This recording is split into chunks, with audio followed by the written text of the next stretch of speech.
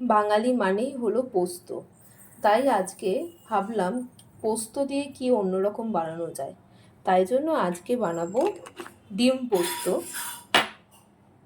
কিছুটা পোস্ত আর কাঁচা লঙ্কা একটু মিক্সিতে পেস্ট করে নেব। এরপর কড়াইতে কিছুটা সর্ষের তেল দিয়ে নিতে হবে।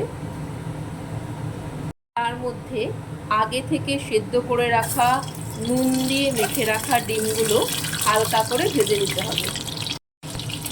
আপনাদের যদি অর্পিতার ভালোবাসার হেসেলের এই ছোট ছোট রান্নাগুলো ভালো লাগে তাহলে প্লিজ একটু কমেন্ট করে জানাবেন, আর লাইক আর শেয়ার করতে কিন্তু ভুলবেন না।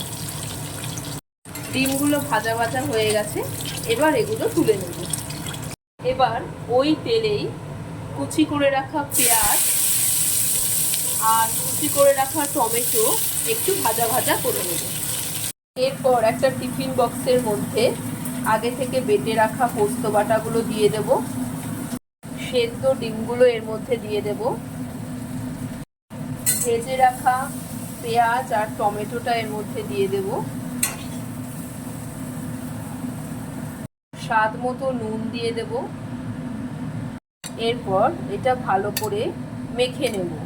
আপনারা চাইলে এই সময় এর মধ্যে একটু লঙ্কা কুচি দিতে পারেন। যেহেতু রোদ্দুর খাবে তাই আমি এতে আর লঙ্কা কুচি দিচ্ছি না, যে পোস্তটা বাটার সময়তেই আমি দুটো লঙ্কা দিয়েছিলাম। এরপর ওপর থেকে একটু কাঁচা সর্ষের তেল দিয়ে দেব।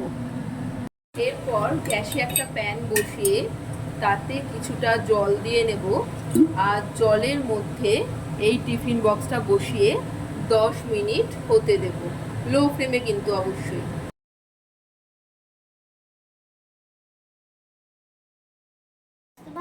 হ্যাঁ, খেয়ে দেখো তো কেমন হয়েছে।